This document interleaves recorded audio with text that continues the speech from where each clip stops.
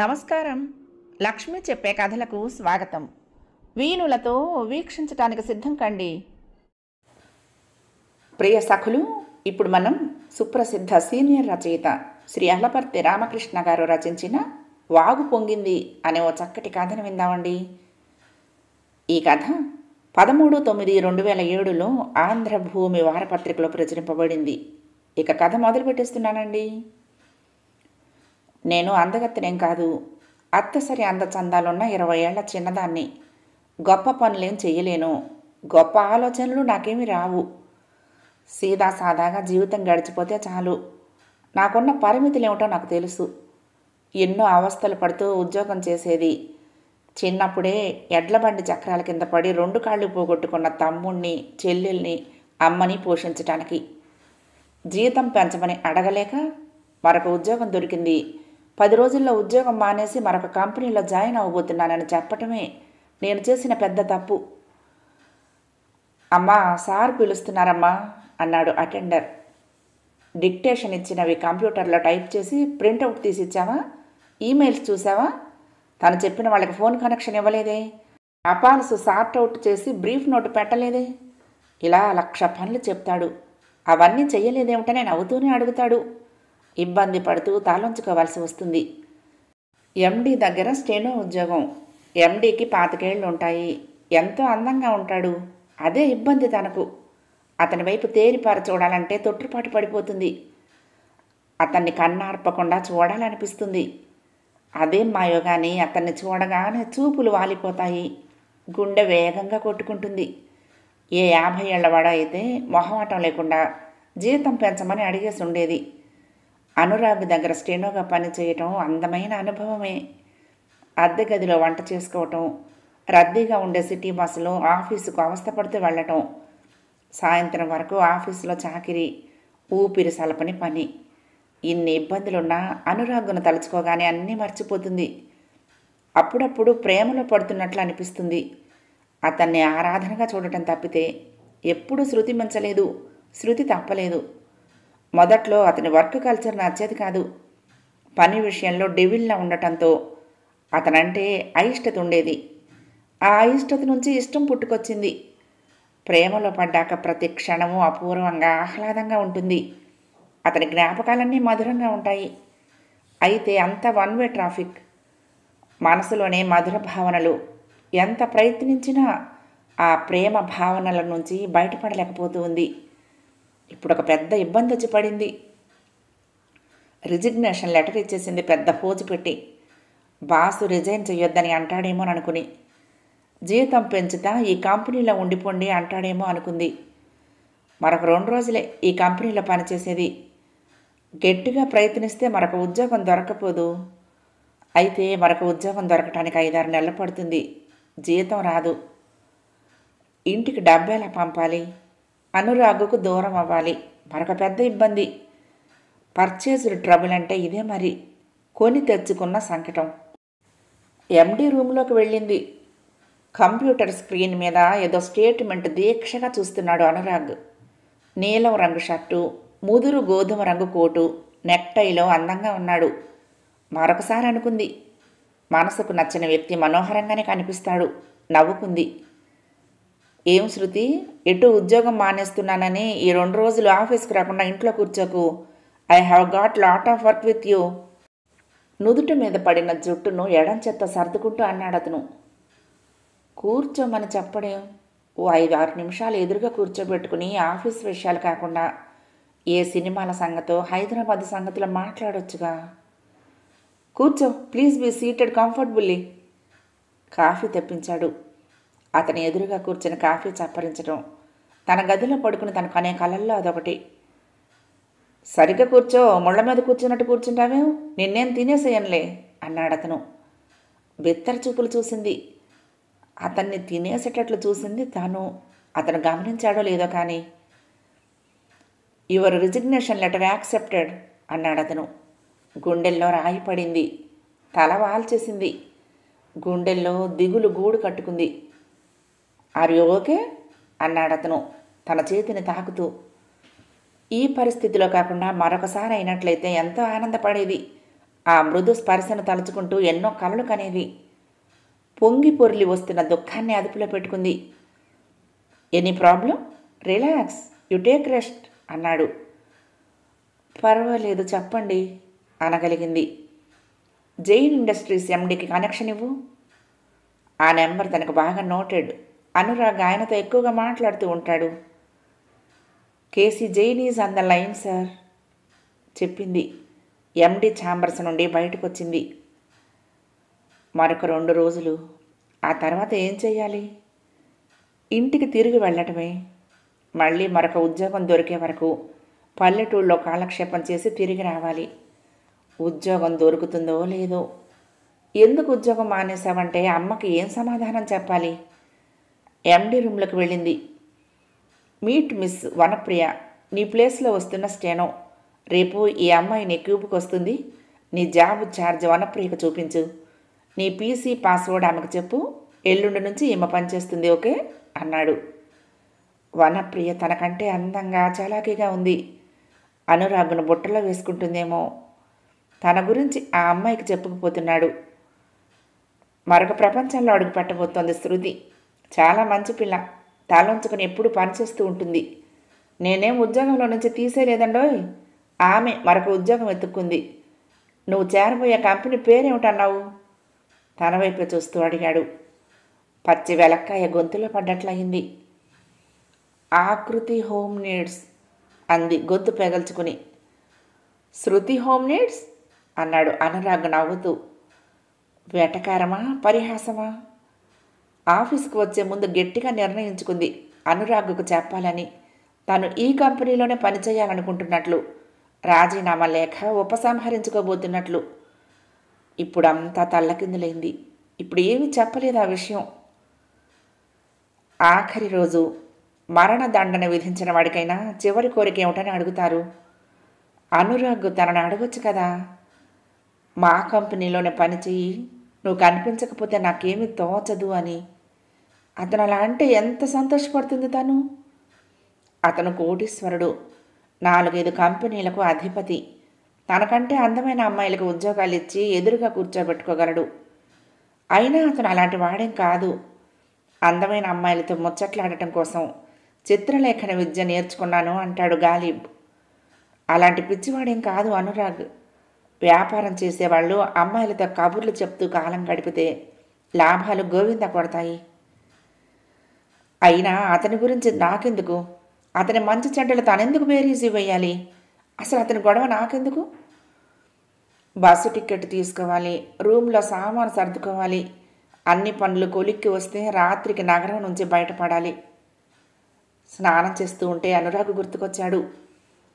నగ్న సౌందర్యాన్ని చూస్తూ తను ఇష్టపడే మగాడిని తలుచుకొని పడతి ఉండదు కదా. చల్లటి నీళ్లు శరీరానికి తగిలి ఉద్యోగం పోయిందనే బాధ మర్చిపోయినా తన అందాలలో అనురాగ్ మనోహర రూపం దిగ్బంధమైనట్లు అనిపించి ఉలిక్కిపడింది శృతి. స్నానం తొందరగా ముగించి తలనిండా కనకాంబరాలు పెట్టుకుని ఆకుపచ్చ చీర కట్టుకుని వసంత శోభను వెంట పెట్టుకుని వెళ్ళినట్లుగా ఆఫీస్కి వెళ్ళింది. మదిలో ఏదో ఆశ. అనురాగ్ తన ఆఫీస్లోనే పనిచేయమంటాడు. వెళ్ళొద్దని బ్రతిమాలుతాడు, వామాలుతాడు. అతని గదిలోకి వెళ్ళగానే ఆఖరి రోజు కాబోలు అన్నాడు అనురాగ్. శృతి మొహంలోని కాంతులు 1000 వోల్టుల బల్బు కాంతి 0 వోల్టు బల్బు కాంతిలోకి మారిపోయినట్లు అనిపించింది. రాత్రి నాకు నిద్ర పట్టలేదు అన్నాడు అతను. తన మనసులో ఏదో ఆశ. ఎందుకు? నిన్ను ముద్దు పెట్టుకోవాలనే ఊహ మనసులో మెదిలేసరికి రాత్రంతా నిద్ర పట్టలేదు అంటాడేమో అనుకుంది. అలా అనలేదు అతను. నీ ప్లేస్లో వచ్చే వనప్రియ కోపపు కాగలదా, వర్క్ బాగా చెయ్యగలదా లేదా అన్న ఆలోచనతో రాత్రి నిద్ర పట్టలేదు అన్నాడు అనురాగ్. Business mind. తనను అల్లుకుపోవాలని తీయటి ముద్దులిచ్చి కమ్మటి కబుర్లు చెప్తాడా అతను? తన పిచ్చి కానీ. Okay, wish you all the best చెయ్యి చాపాడు అతను షేక్ హ్యాండ్ ఇవ్వటానికి. అతన్ని వాటేసుకుని తీయని ముద్దు పెట్టాలని శృతి మనసు కోరుకున్నా చెయ్యి కదలటం లేదు, శరీరం సహకరించటం లేదు అతని చేతికి తన చేతిని ఇవ్వటానికి. ఆమె బిడియాన్ని గమనించాడు అతను. 2 చేతులతో నమస్కరించాడు అనురాగ్. అతని ఛాంబర్లో నుండి బయటకు వచ్చింది. అంతా అయిపోయింది. కొండలు అడవులు దాటుకుని పెద్ద చెరువు పక్కనే ఉన్న పల్లెటూరు చేరుకుంది శృతి. అయిన వాళ్ళ మధ్యలో సొంత ఊరు చేరుకునేసరికి ప్రాణం లేచొచ్చినట్లు అనిపించింది. మరమ్మతులు చేసిన ఇల్లు, చుట్టూ ప్రహరీ గోడ, ఇంటి ముందు రకరకాల పూల మొక్కలు. ఇల్లు స్వరూపమే మారిపోయి ముచ్చటగా కనిపించింది. చేతి సహాయంతో నడిపే చక్రాల బండి మీద తమ్ముడు తిరుగుతున్నాడు. ప్రశ్నార్థకంగా అమ్మవైపు చూసింది.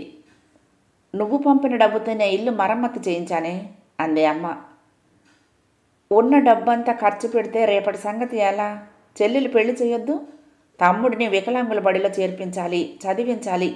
ముందు ముందు డబ్బు అవసరం ఉంటుంది కదా అమ్మా అంది శృతి కొంచెం దిగులుగా. నువ్వు ఉద్యోగం చేస్తున్నావు కదా, మీ బాస్ కూడా మంచివాడని ఉత్తరాల్లో పొగుడుతూ రాస్తూ ఉంటావు అంది అమ్మ. మరొక మాట మాట్లాడలేకపోయింది శృతి.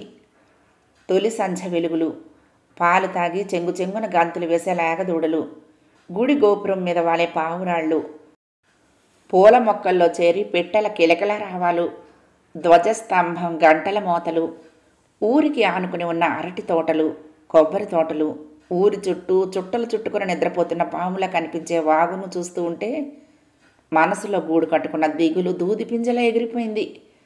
పుస్తకాలే స్నేహితులయ్యాయి. చేలం, బాలగంగాధర తిలక్, బుచ్చిబాబు, గైడీ ముప్పాస, ఆల్బర్ట్ మొరావియో పుస్తకాలు చదువుతూ ఉంటే వెన్నెల పాటలో పరుగులు తీస్తున్నట్లు అనిపించింది. ఆ పుస్తకాల్లోని పాత్రలను ఆరాధిస్తుంది. కానీ అతని ఎదురు నిలబడితే ధైర్యంగా తలెత్తి చూడలేదు అతనికేసి. మునిమాపు వేళ ఇంటి ముందు నిలబడ్డ అనురాగ్ను చూసి ఆశ్చర్యపడింది శృతి. అతని పల్లెటూరు ఎందుకు వచ్చాడో అర్థం కాలేదు. పూల మొక్కల దగ్గర నిలబడి అమ్మతో బాగా పరిచయం ఉన్నవాడిలా మాట్లాడుతున్నాడు. అతని భుజానికి తగిలించుకున్న బ్యాగును చనువుగా తీసుకుని ఇంట్లోకి వచ్చేసింది చెల్లెలు. ఎప్పుడూ ఊహల్లో విహరించటమేనా? వచ్చిన చుట్టాన్ని పలకరించే పని లేదా అన్నాడు అనురాగ్. మన చుట్టాల అబ్బాయేనే, వరుసకు నీకు మామ కొడుకు అవుతాడు. మన ఇంటి అడ్రస్ చూసే అతను నీకు ఉద్యోగం ఇచ్చాడు. అమ్మ తనకు తెలియని కొత్త విషయం చెప్తున్నది ఇప్పుడు. అదేం లేదు అత్తయ్య, మీ అమ్మాయి తెలివితేటలు పరీక్ష చేశాక ఉద్యోగం ఇచ్చాను అన్నాడు అతను. మరి ఉద్యోగం మానేస్తానంటే అతను ఎందుకు వారించలేదు? ఇప్పుడేమో కబుర్లు చెప్తున్నాడు. అయినా అతని గొడవ నాకెందుకు? వనప్రియ బాగా పనిచేస్తున్నదా అడిగింది. ఆ అమ్మాయి అతనికి దగ్గరైందేమోనన్న అనుమానం బుర్రను తొలిచేస్తూ ఉంటే ఆ ప్రశ్న అడిగింది. ఆ అమ్మాయి అంటే ఎందుకు నీకు ఈర్ష్య? నన్ను ప్రేమిస్తున్నావా? శృతిపై ఒరిగిపోతున్నాడేమో అనిపించింది. అతను బాగా దగ్గరకొచ్చి అడిగాడు మళ్ళీ. చెప్పు, నన్ను ప్రేమిస్తున్నావా? అదేం లేదు అంటూ కొంచెం దూరంగా జరిగింది. ఆమె మాటలు అబద్ధాలని అతనికి అనిపించాయి. చిలిపిగా నవ్వాడతను. వంటింట్లో నుంచి అమ్మ పిలవటంతో వాళ్ళ సంభాషణ ఆగిపోయింది. మరుసటి రోజు అనురాగ్ ప్రయాణం అయ్యాడు హైదరాబాద్ తిరిగి వెళ్ళిపోవటానికి. తల్లితో బాగా చనువుగా మాట్లాడుతున్నాడు. తన కబుర్లతో చెల్లెల్ని తమ్ముణ్ణి నవ్విస్తున్నాడు. అప్పుడు తెలిసింది వీళ్లతో అతనికి ఇంతకుముందే పరిచయం ఉందని, తమ ఇంటికి వచ్చిపోతూ ఉంటాడని తనకు తెలియకుండా. ఇంటికి మరమ్మతులు అతనే చేయించి ఉంటాడు. అతను మరొక 2 రోజులు ఉండిపోతే బాగుండుని అనిపించింది. శృతి కళ్ళు ఉప్పెనకు ముందు సముద్రంలా కదలాడుతూ ఉన్నాయి. రాత్రంతా కుండపోతగా వర్షం, రోడ్డంతా బురదతో నిండి ఉంది. తనతో మాట్లాడింది తక్కువే. అతను కళ్ళతోనే మాట్లాడుతున్నట్టు అనిపిస్తుంది. నువ్వు పక్కన నిలబడితే సన్నచాచి పరిమళం నన్ను చుట్టుముట్టేసినట్లు అనిపిస్తుంది అన్నాడు అతను వెళ్ళబోయే ముందు. అమ్మ టీ కప్పు తెచ్చింది. కళ్ళల్లో నీళ్లు తిరిగాయి. అక్కడ నిలబడలేక బయటకు వచ్చేసింది శృతి. ఊళ్ళో నుంచి చెల్లెలు పరిగెత్తుకుంటూ వచ్చింది. అక్క, వాగు పొంగుతున్నదటక్క, 2 రోజులు ఊళ్ళో నుంచి బయటకు వెళ్లే మార్గమే లేదుట అంది. చెల్లెలి మాటలు వినగానే ప్రాణం లేచొచ్చినట్లు అనిపించింది. లోపలికి పరిగెత్తింది. వాగు పొంగుతున్నదట, మీ ప్రయాణం ఈ రోజుకు ఆగిపోయినట్లే. ఆమె గొంతులోని సంతోషం అతను పసిగట్టాడు.